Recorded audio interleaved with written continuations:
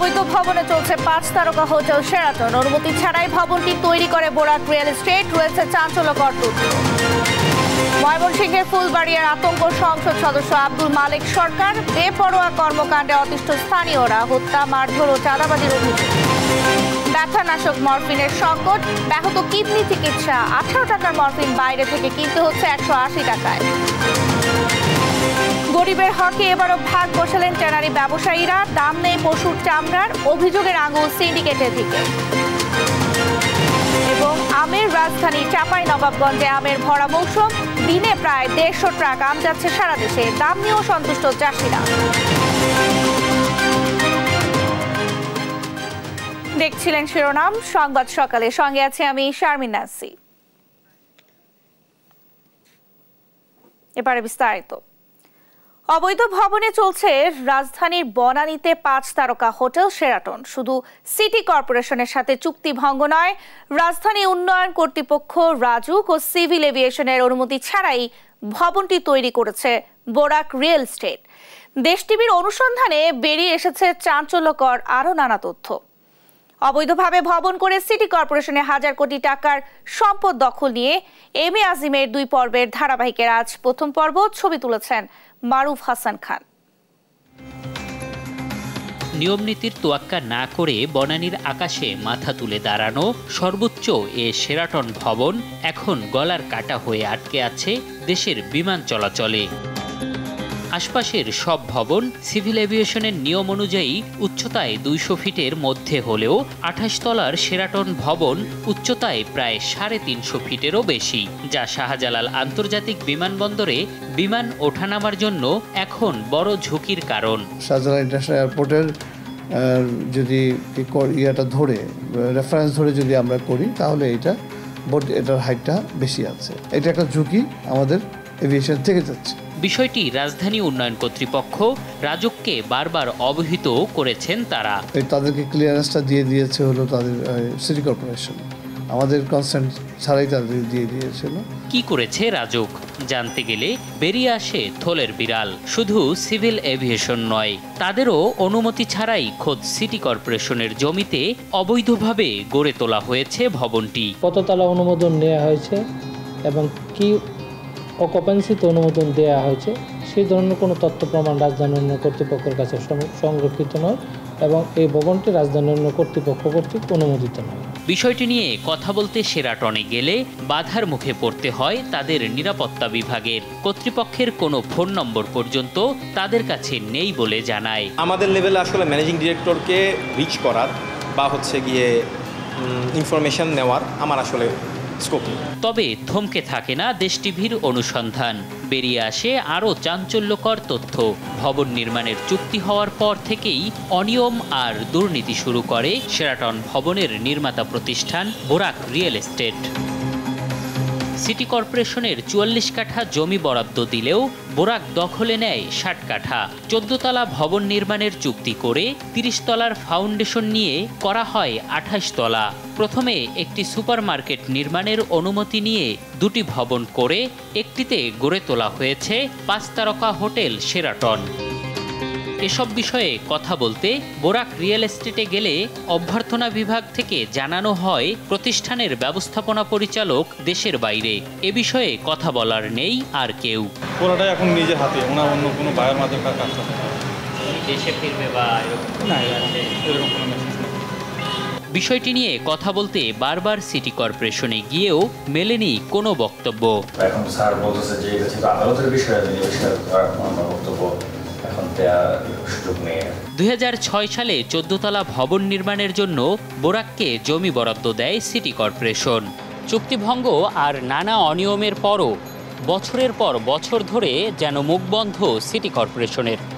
তাহলে কি অনিয়ম আর দুর্নীতির সাথে সম্পৃক্ততা আছে তাদেরও? এমন প্রশ্নই এখন জনমনে। এম এ আজিম, দেশ টিভি, ঢাকা।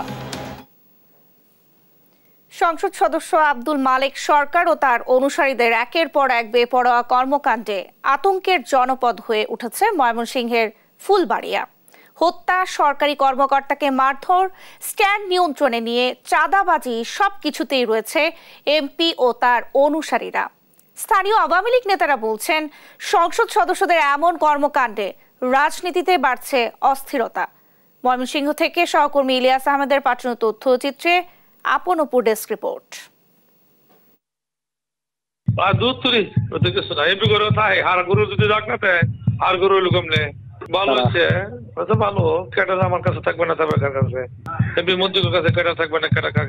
অডিও কথোপকথনটি সংসদ সদস্য আব্দুল মালেক সরকারের। গত 13ই মে দুই গ্রুপের সংঘর্ষে তার অনুসারীদের হাতে আক্তারুল আলম শুভ নিহতের পর এমন বক্তব্যে সমালোচনার ঝড় উঠেছে।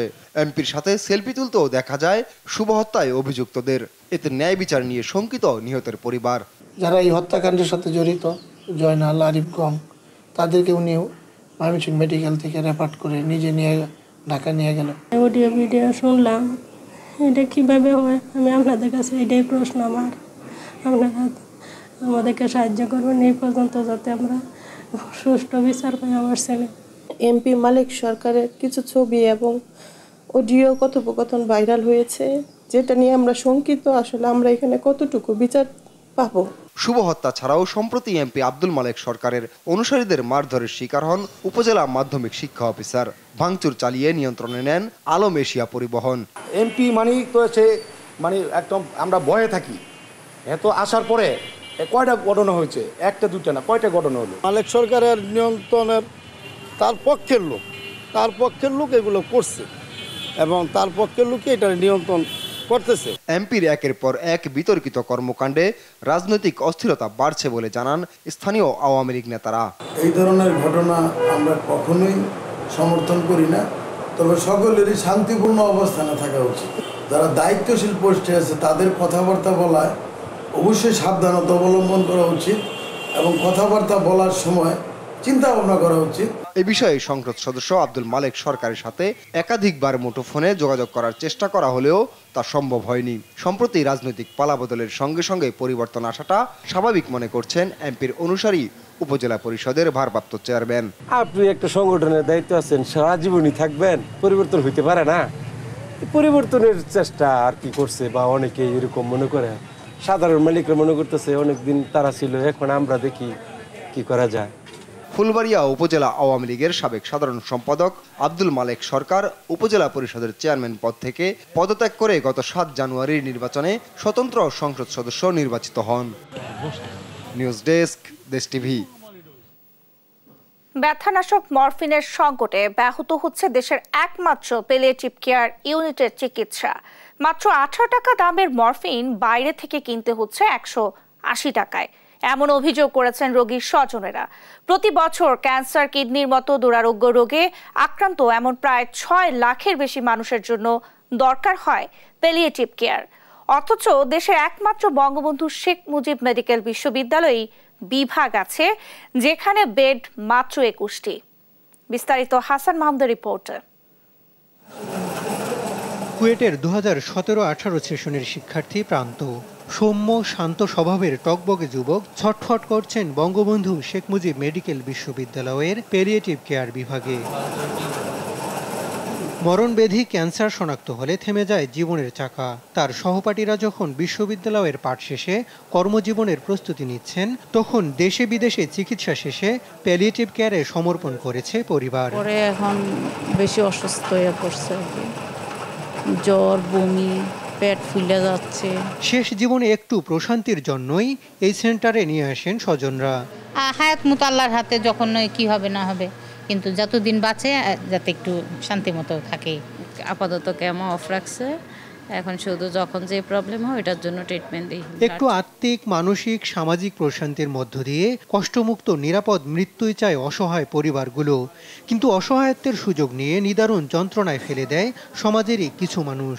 যেমন ইয়াসিন নামের 16 বছরের কিশোর ক্যান্সারে আক্রান্ত। প্রতিদিন মরফিন নামক ব্যথানাশক ওষুধই তার স্বস্তির একমাত্র অবলম্বন। কিন্তু 18 টাকা মূল্যের মরফিনের 1 ডোজ কিনতে হয় কমপক্ষে 180 টাকায়। দেশে প্রতি বছর অনিরাময়যোগ্য ক্যান্সার, কিডনি, লিভারের রোগে আক্রান্ত কমপক্ষে 6 লাখ মানুষের প্যালিয়েটিভ কেয়ার দরকার। সেখানে মাত্র 1.5 থেকে 2 হাজার মানুষের সম্ভব হয় এই সেবা। নিরাপদ জন্মের মতো নিরাপদ মৃত্যু একজন মানুষের অধিকার, তাই নিরন্তর চেষ্টা চিকিৎসকদের। প্রত্যেকটা রোগীরই একটা জায়গা আছে যেখান থেকে আসলে নিরাময় হওয়াটা সম্ভব হয়ে ওঠে না। প্যালিয়েটিভ কেয়ার সবার সাথে সাথে সবার পাশাপাশি এই চিকিৎসা ব্যবস্থাটা প্রদান করতে পারে। আমাদের দেশে যদি নিরাপদ জন্ম একটি অধিকার হয় মানুষের জন্য, তাহলে নিরাপদ মৃত্যুও তাদের একটি অধিকার হতে হবে। ঢাকা মেডিকেল জাতীয় ক্যান্সার গবেষণা হাসপাতালে কয়েকটি বেডে এ সেবা দেওয়া গেলেও দেশের একমাত্র পূর্ণাঙ্গ ওয়ার্ড বঙ্গবন্ধু শেখ মুজিব মেডিকেল বিশ্ববিদ্যালয়ে। প্যালিয়েটিভ কেয়ারকে প্রতিটা মেডিকেল কলেজে এমনকি জেলা হাসপাতালে যদি প্রসারিত করা যায় এবং প্রশিক্ষণ দিয়ে যদি উপজেলা পর্যন্ত নেওয়া যায়, কারণ নিরাময়যোগ্য শয্যাশায়ী এবং ক্যান্সারের রোগী সারা দেশেই আছে। অবধারিত মৃত্যুকে নিরাপদে আলিঙ্গন করতেই চেষ্টা চিকিৎসকদের। তবে আত্মার সঙ্গে স্রষ্টার নিবিড় সম্পর্কের জোরে কিছু মানুষ ফিরে আসেন সম্পূর্ণ সুস্থ হয়ে। বিশেষজ্ঞরা এর নাম দিয়েছেন স্পিরিচুয়াল মেডিসিন। উন্নত বিশ্বে বিস্তর গবেষণা হলেও দেশে এখনও এ সেবা সম্পর্কেই ধারণা কম মানুষের। বন্ধু বান্ধব এসে যদি একটা রোগীর পাশে বসে ভালো ভালো কথাবার্তা বলে, তাহলে সে ভালো ফিল করে। তো এই জিনিসগুলো আমার ধারণা হলো স্পিরিচুয়াল যখন আছে, এটা নিশ্চয়ই আল্লাহর সাথে যোগাযোগ আছে, সৃষ্টিকর্তার সাথে যোগাযোগ ছাড়া স্পিরিচুয়াল হইতে পারে না। তবে এসডিজি গোল বাস্তবায়ন করতে হলে প্যালিয়েটিভ কেয়ার নিশ্চিত করার তাগিদ দিয়েছে বিশ্ব স্বাস্থ্য সংস্থা। হাসান মাহমুদ, দেশ টিভি, ঢাকা। গেল কয়েক বছরের মতো এবারও দাম নেই চামড়ার। পানির দামে চামড়া কিনছেন আড়তদাররা। এতে বড় ক্ষতির মুখে পড়েছেন মৌসুমী ব্যবসায়ীরা। যদিও আড়তদাররা দুষছেন ট্যানারি মালিকদের, এদিকে চামড়ার কাঙ্ক্ষিত দাম না পেয়ে অনেক ব্যবসায়ী ব্যক্তি পর্যায়ে লবণ দিয়ে সংরক্ষণ করছেন চামড়া। প্রতিনিধিদের পাঠানো তথ্য ছবিতে আপনপু রিপোর্ট। কোরবানির পরপরই চামড়া আসতে শুরু করেছে দেশের দ্বিতীয় বৃহত্তম চামড়ার আড়ত কুষ্টিয়ার বাবুরালী গেটে। তবে এখানকার ব্যবসায়ীরা সরকার নির্ধারিত মূল্যে কিনছেন না চামড়া। এখানে গরুর চামড়ার পিস প্রতি 800 থেকে 1000 টাকায় বিক্রি হলেও ভাটা ছাগলের চামড়ায় পিস প্রতি বিক্রি হচ্ছে 50 থেকে 100 টাকায়। ট্যানারের মালিকরা যদি সেই সরকারি রেট হিসাব করে আমাদের দেয়, তো ইনশাল্লাহ আমরা কিছু লাভবান হব। সরকার যে দাম দিয়েছে, এই চামড়া এই দামে চামড়া কিনলে আমাদের লস হবে। সরকারি রেটে চামড়া টেনারি মেলে কখনোই নাই না। তারা বলে কি টেলিভিশন আপনাকে বলছে, কিন্তু আমরা তো বলিনি। বগুড়া চামড়া পট্টিতে এবার আমদানি কম বলছেন ব্যবসায়ীরা, আর আশানুরূপ দাম না পাওয়ার অভিযোগ খুচরা বিক্রেতাদের। এখানে গরুর চামড়া 500 থেকে 700 টাকায় বিক্রি হলেও গাভীর চামড়া বিক্রি হচ্ছে মাত্র 200 টাকায়। ছাগলের চামড়ার দাম না পেয়ে নিতে হচ্ছে ফেরত। যারা বিক্রি করছেন দাম পাচ্ছেন চামড়া প্রতি মাত্র 5 থেকে 10 টাকা। পাড়া মহল্লা থেকে চামড়া কিনে মৌসুমী ব্যবসায়ীরা পড়েছেন লোকসানে। তাদের অভিযোগের তীর সিন্ডিকেটের দিকে। আরে কিনছিলাম 600, 650, বেচলাম 400, 4-5 জায়গার দেখালে একই। এটা সিন্ডিকেট, এটা পুরোটাই সিন্ডিকেট। 800-900 টাকার চামড়া কিনেছি, এখানে আসা আমরা সেখানে দাম পাচ্ছি 500-600 টাকা দাম বলতেছে। এদিকে ব্যবসায়ীরা দেখাচ্ছেন পুঁজি সংকট, পাশাপাশি দুষছেন ট্যানারি মালিকদের। ট্যানারিরা তো টাকা দিচ্ছে না, এই কারণে সবারই মোটামুটি ধস। আমরা না বাড়ালে চামড়া কেউ কিনবে না। আমরা ছাড়া কেউ নেই বর্তমানে বগুড়াতে। তারপরে আমাকে যেটুক পুঁজি আছে এইটুক দিই, আবার দেখা যায় হাফ টাকা দেয়, হাফ টাকা দেয়। মৌলভীবাজারে বৃষ্টির কারণে এখনো পুরোপুরি শুরু হয়নি কোরবানি পশুর চামড়া বেচা কেনা। সদর উপজেলার বালিকান্দি চামড়া ব্যবসা কেন্দ্রে এসেছে অল্প সংখ্যক চামড়া। লবণ দিয়ে সেসব চামড়া সংরক্ষণে কাজ করছে তারা। আপনপু, নিউজ ডেস্ক, দেশ টিভি। বিগত বছরগুলোর মতো এবারও চামড়ার ন্যায্য মূল্য থেকে বঞ্চিত সাধারণ কোরবানি দাতারা। গরু ও ছাগলের চামড়ার ন্যূনতম দাম সরকার নির্ধারণ করে দিলেও তা মানা হচ্ছে না কোথাও। এ নিয়ে ব্যাপক ক্ষোভ প্রকাশ করলেন অনেকেই। কেউ কেউ আবার আঙুল তুললেন ট্যানারি ব্যবসায়ীদের দিকে। বিস্তারিত জানাচ্ছেন কায়েস রাহাত। বছর ঘুরে ফিরে এসেছে ঈদুল আজহা। ত্যাগের মহিমায় মহিমান্বিত হওয়ার কথা থাকলেও এই দিনেও স্বার্থ ত্যাগ করতে পারছে না একটি মহল। ফলে বিগত কয়েক বছরের মতো এবছরও পানির দামে বিক্রি হচ্ছে চামড়া। চামড়ার দাম আমরা ওরকম পাই নাই। সরকার যে রেট দিছে 1000-1200 টাকা, আমাদের ওইরকম দিচ্ছে না। চামড়ার দাম আসলে সরকার বর্ধিত করা যে দাম, আসলে সেই দাম আমরা পাচ্ছি না। 300, 350, 400, কিছু কিছু কন্ডিশনে 450 কিনছি, 500 কিনছি, বিভিন্ন রেট আর কি। ব্যক্তিগতভাবে কুরবানিদাতাদের চামড়া ভেদে বিক্রি করতে হচ্ছে 500 থেকে 700 টাকার মাঝে। অন্যদিকে মহল্লা থেকে যারা চামড়া সংগ্রহ করেন তারা সেই চামড়া পাইকারদের কাছে বিক্রি করছেন 800 থেকে 900 টাকার মাঝে। মহল্লার ভিতরে মাল কিনা 800 850 কিনা, আর বাইরে মিলে 700 750। আমরা কিনতেছি এই মহল্লা থেকেই, আমরা 600 700 500 এভারেজ এরকম কিনতেছি। অনেকেই বলছেন বিদেশি বিনিয়োগ না থাকা প্রক্রিয়াজাতকরণের কেমিক্যালের দাম বাড়ার কারণে চামড়ার দাম এত কম। কেউ কেউ আবার দুষলেন ট্যানারি মালিকদের সিন্ডিকেটকে। আজকে আমি 750 টাকার চামড়া কিনা ওই চামড়া আমি বিক্রি করার জন্য সায়েন্স ল্যাবে গেছি। ট্যানারি এলারা ওনারা এমন একটা সিন্ডিকেট, সবাই একদম, কেউ 5 টাকা বাড়াবে না, কমাবে বাড়াবে না, 550 টাকা বলতেছে। আমরা 700 টাকা দিয়ে আমরা কিনছি।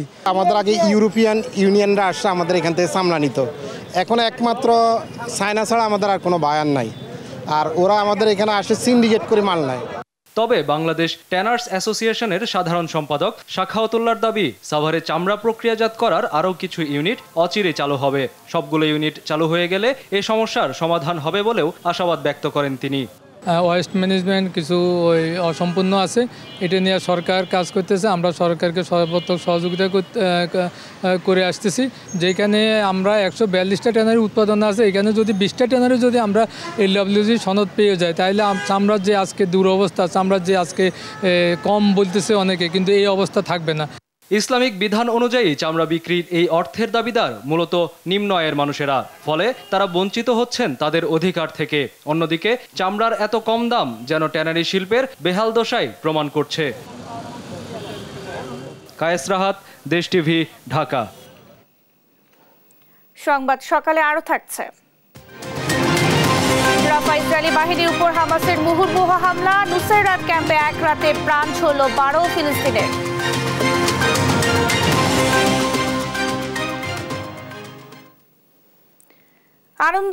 ঈদ আনন্দ উপভোগে সমুদ্র সৈকত কক্সবাজারে আসতে শুরু করেছেন পর্যটকরা। এই বিষয়ে আরো জানাতে কক্সবাজার থেকে সরাসরি যুক্ত হচ্ছেন সহকর্মী সৌরভ দেব।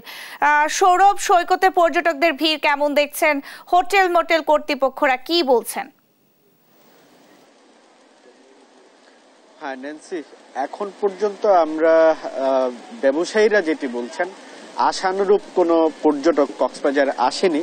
আমি যদি একটু দেখাই যে এই যে আমি এখন যেখানে আছি, যে কক্সবাজার সমুদ্র সৈকতের সুগন্ধা পয়েন্ট, যেখানে মূলত পর্যটকদের ভিড় লেগেই থাকে, কিন্তু আজকে এখন পর্যন্ত আমরা যেটি দেখছি আসলে তেমন একটা পর্যটক নেই।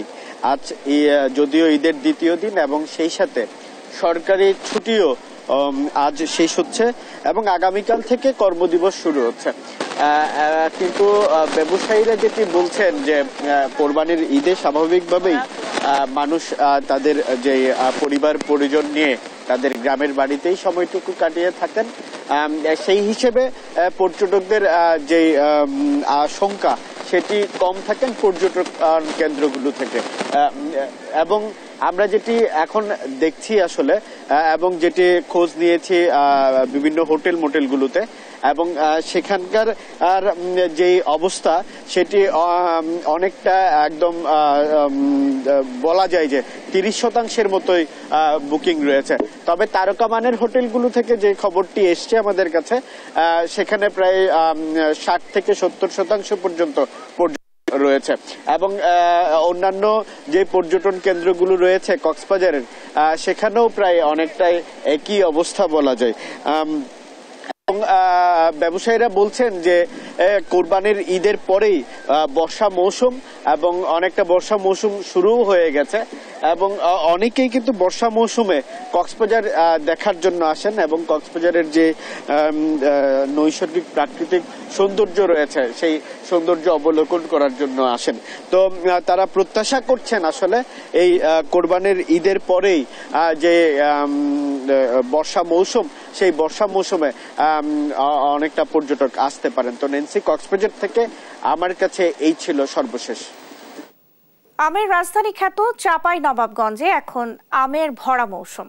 প্রতিদিন প্রচুর পরিমাণ কাঁচা পাকা আম আসছে বাজারে। এখানকার আমের বিশেষ চাহিদা থাকায় দিনে প্রায় 150 থেকে 200 ট্রাক আম যাচ্ছে রাজধানী সহ সারা দেশে। এবার আমের দাম নিয়েও সন্তুষ্ট চাষিরা। সহকর্মী তারেক রহমানের পাঠানো প্রতিবেদন জানাচ্ছেন দিবাশ্রী বড়ুয়া। জমজমাট হয়ে উঠেছে চাঁপাইনবাবগঞ্জের আম বাজারগুলো। এরই মধ্যে শেষ হয়ে গেছে গোপালভোগ জাতের আমের সরবরাহ। বাজার এখন খিরসাপাত ও ল্যাংড়া আমের দখলে।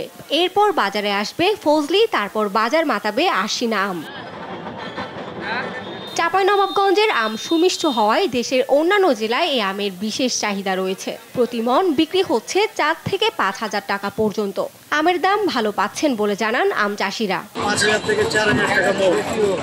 গতবার এই সময় আম বিক্রি করেছিলাম 2,000 টাকা মণ কাটে। ওই তুলনায় আম কম থাকার কারণে আমার দামটা একটু 2 গুণ হয়ে গেছে। আমরা শান্তিপূর্ণভাবে আম বিক্রি করতে পারছি। সব মিলিয়ে কাঁচার বাজার ঈদের মতো জমজমাটভাবে জমে গেছে। গত বছর তার আগের বছর কম দাম ছিল, আমাদের ক্ষতি হয়েছে। এবছরে পুষিয়ে উঠতে পারি। শেষ পর্যন্ত যদি আমের বাজারটা থাকে তাহলে আম বিক্রি করে পুষিয়ে উঠতে পারি। চাঁপাইনবাবগঞ্জের আম মানে ও গুণে ভালো হওয়ায় দেশের বিভিন্ন প্রান্তে এর চাহিদা বেশ। তাই প্রতিদিন এখান থেকে আম যাচ্ছে দেশের বিভিন্ন জেলায়। ডিস্ট্রিক্ট থেকে এখানে চাঁপাইনবাবগঞ্জে আমটা কিনে একটু ভালো। আমটা মেচুর হয়েছে, পাকা লাগছে, এখানে কোনো মেডিসিন লাগে না, ফরমালিন লাগে না, কিছুই লাগে না। আমগুলো অনেক ভালো। অন্য বছর অনেক বৃদ্ধি। গত বছর 21,000 ছিল, 1,900-2,200 চাঁপাইনবাবগঞ্জ থেকে দৈনিক প্রায় 150 থেকে 200 ট্রাক আম রাজধানী সহ সারা দেশে যাচ্ছে বলে জানান আম আড়তদার সমিতি। আমাদের এই কাঁসাট আম বাজার থেকে 150 থেকে 200 ট্রাক আম দেশের সব জেলায় বাজারজাত হচ্ছে এবং এটা সামনেতে 400 থেকে 500 পর্যন্ত আমাদের এই কাঁসাট বাজার থেকে আম প্রতিদিন বাজারজাত হবে। শেষ পর্যন্ত আমের বর্তমান দাম বহাল থাকলে এবার ভালো লাভের আশা চাষিদের। নিউজ ডেস্ক, দেশ টিভি। সুনামগঞ্জের দোয়ারা বাজারে পাহাড়ি ঢলে বাঁধ ভেঙে প্লাবিত হয়েছে 10 গ্রাম। নেই ঈদ আনন্দ। পানিতে সর্বস্ব হারিয়ে দিশেহারা বানভাসী হাজারো পরিবার। নিজেদের ঘর, ধান, চাল পানিতে ডুবে সড়কে দিন কাটছে অনেক পরিবারের। গেল 2 দিন ধরে চিরামুড়ি খেয়ে দিন কাটছে তাদের। সুনামগঞ্জ থেকে মেহেদি হাসানের রিপোর্ট। কথা ছিল 3 মেয়েকে নিয়ে ধুমধাম করে ঈদ কাটাবেন, আয়োজনও ছিল সব। কিন্তু হঠাৎ পাহাড়ি ঢলে রুমেনা বেগমের সব আনন্দ ভেসে গেল বানের জলে। আজ ঈদের আনন্দ তো দূরের কথা, ঘরের খাবার রান্নার উপায় নেই। 2 দিন ধরে চিরামুড়ি খেয়েই দিন পার করছেন তারা। 8টার থেকে পানি আইছে, আমরা রান্না খাবার নাই।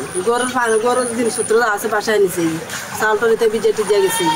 গরু সময় পানি আসলো, গরু সম্পূর্ণ কথা ছাগল গরুটা বাসায় বাসায় একই অবস্থা সুনামগঞ্জের দোয়ারা বাজার উপজেলার লক্ষ্মীপুর, নোয়াপাড়া, রোসরাই, সুলতানপুর, হাসন বাহার সহ 10টি গ্রামের হাজারো মানুষের। বৃষ্টি আর পাহাড়ি ঢলে বাঁধ ভেঙে মুহূর্তেই তলিয়ে যায় এসব গ্রামের বাড়িঘর। বানের জলে কারো বসতঘর, কারো ঘরে থাকা সারা বছরের ধান তলিয়েছে পানিতে। মুহূর্তেই পানির প্রবল স্রোতে ভেসেছে বাড়িঘর, আসবাবপত্র।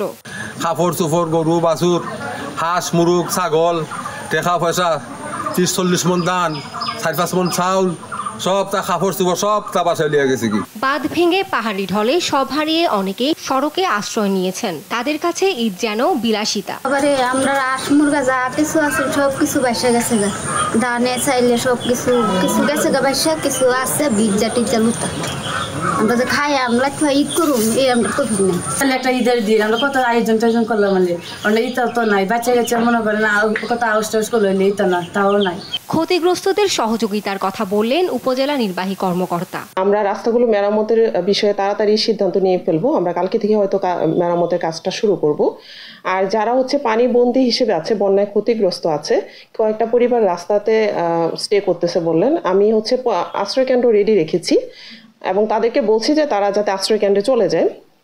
আর সেই সাথে যেহেতু তারা রান্নাবান্না করতে পারছে না, এর জন্য আমরা তাদের মধ্যে শুকনা খাবার বিতরণ করব। এদিকে পাহাড়ি ঢল আর বৃষ্টিতে বেড়েছে সুনামগঞ্জের সুরমা নদীর পানিও। 2022 সালের 16 জুন ভয়াবহ বন্যায় তলিয়ে যায় পুরো সুনামগঞ্জ জেলা। আবারও একই দিনে পাহাড়ি ঢল আর বৃষ্টির পানিতে বন্যা দেখা দেয় বন্যা আতঙ্কে হাওরবাসী। নিউজ ডেস্ক, দেশ টিভি। ঈদের দিনে ভারী বৃষ্টিতে পানিতে তলিয়ে গেছে সিলেটে নগরের বেশিরভাগ এলাকা। এতে ঈদের নামাজ আদায়ে ও কোরবানি দেয়া নিয়ে চরম ভোগান্তিতে পড়ে নগরবাসী জানায়, রোববার রাত থেকে টানা বৃষ্টি হওয়ায় নগরের বাসা বাড়িতে ঢুকে পড়ে পানি। এতে সকাল থেকে ঈদের নামাজ পড়তে গিয়ে বিপাকে পড়েন তারা। সেই সঙ্গে নগরের শুষ্ক স্থান না থাকায় অনেকেই করতে পারেনি কোরবানি। বিশেষ করে শিবগঞ্জ, রায়নগর, সোভানীঘাট, মদিনা মার্কেট সহ নগরের অধিকাংশ এলাকায় বন্যা পরিস্থিতির সৃষ্টি হয়েছে। এসব এলাকার সড়কে কোমর পর্যন্ত পানি উঠেছে। এদিকে বৃষ্টি ও পাহাড়ি ঢলে সিলেট অঞ্চলের বেশিরভাগ নদ নদীতে বেড়েছে পানি।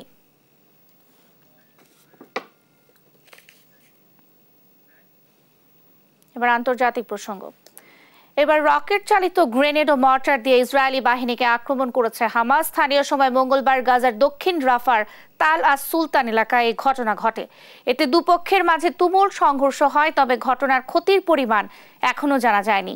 এদিকে নুসাইরাত ক্যাম্পে পৃথক ইসরায়েলি হামলায় 12 ফিলিস্তিনি নিহত হয়েছেন। ইসরায়েলের সেনাবাহিনী দাবি করেছে তাদের আক্রমণে গেল 7 সপ্তাহে 550 হামাস যোদ্ধা নিহত ও 22 ইসরায়েলি সৈন্য নিহত হয়েছেন এবং স্থল অভিযানের পর রাফা শহরের প্রায় 7% নিয়ন্ত্রণ দখল করেছে ইসরায়েল।